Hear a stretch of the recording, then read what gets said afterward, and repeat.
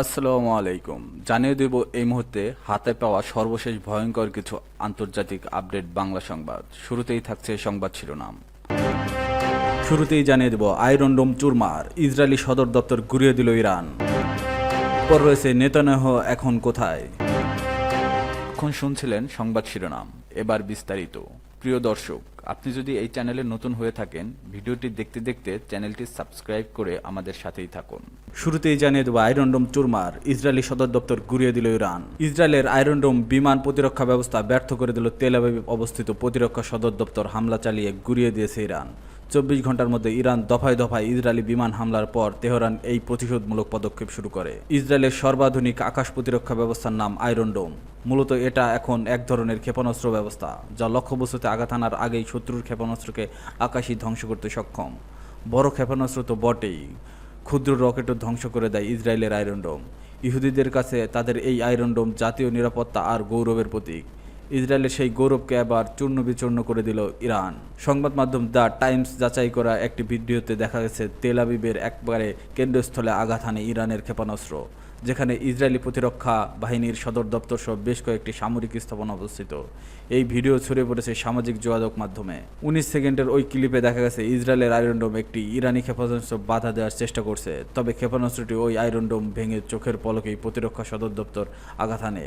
ক্লিপটি শুরু হয় বিকট শব্দে বেরিয়ে আসা প্রজেক্টাইল দিয়ে, তারপর আলোর ঝলক এবং আগুনের একটি গোলা বিকট শব্দে ভবনটিতে আগুন ধরে যায়। এর পেছনে তেল আবিবের কিরিয়া এলাকার মার্গানিট টাওয়ারটি দেখা যায়, যা আইডিএফ সদর দপ্তরের কাছে শহরে কেন্দ্রস্থলে অবস্থিত। শুক্রবার সকালে ইসরায়েল ইরানের পারমাণবিক স্থাপনা এবং সামরিক স্থাপনা লক্ষ্য করে ভয়াবহ হামলা চালায়। এতে ইরানের বেশ কয়েকজন সামরিক শীর্ষ কর্মকর্তা এবং পরমাণু বিজ্ঞানী নিহত হন। এরপর ইসরায়েলে প্রতিশোধ নিতে শুরু করে তেহরান। গতকাল শুক্রবার সকালে ইসরায়েলে ইরানের পারমাণবিক স্থাপনা এবং সামরিক স্থাপনা লক্ষ্য করে ভয়াবহ হামলা চালায়। এতে ইরানের বেশ কয়েকজন সামরিক শীর্ষ কর্মকর্তা এবং পরমাণু বিজ্ঞানী নিহত হন। এরপরই ইসরায়েল পাল্টা হামলা শুরু করে তেহরান। নেতানিয়াহু এখন কোথায়। ইসরায়েলের হামলায় প্রতিশোধ স্বরূপ ইরান একের পর একটা বিমান হামলা শুরু হয়েছে।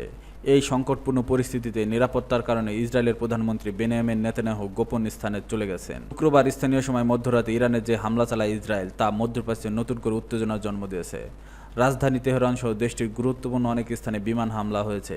এর মধ্যে ইরানের পাল্টা হামলার নিরাপত্তার স্বার্থে প্রধানমন্ত্রী নেতানিয়াহু অজ্ঞাত স্থানে নেওয়া হয়েছে বলে জানিয়েছে সংবাদ মাধ্যম ইরনা।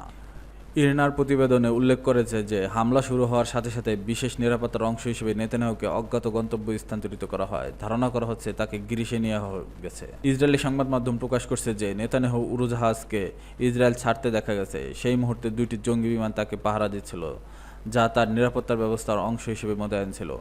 ইসরায়েলের টেলিভিশন চ্যানেল 12 জানিয়েছে প্রধানমন্ত্রী বহনকারী বিমানটি গ্রিসের রাজধানী এথেন্সে অবতরণ করেছে। প্রসঙ্গত, শুক্রবার ভোররাতে যে হামলা হয়েছে ইরান তা মধ্যপ্রাচ্যের উত্তেজনার মাত্রা অনেক বাড়িয়েছে। হামলায় ইরানের ঊর্ধ্বতন 20 কর্মকর্তা, সামরিক কর্মকর্তা নিহত হয়েছেন, যাদের মধ্যে রয়েছে ইরানের সশস্ত্র বাহিনীর প্রধান major general Mohammad বাঘেরি, Islamic revolutionary গার্ডের কোরের প্রধান মেজর জেনারেল হোসেন সালামি সহ খাতাম আল অনবিয়া ঘাঁটির কমান্ডার মেজর জেনারেল গোলাম আলী রশিদ। ইরানে এই হামলার পর সেনাবাহিনী হুঁশিয়ারি দিয়েছে যে এর উপযুক্ত জবাব দেওয়া হবে, যা মধ্যপ্রাচ্যে আরও অস্থিরতা ও অনিশ্চয়তা সৃষ্টি করতে পারে।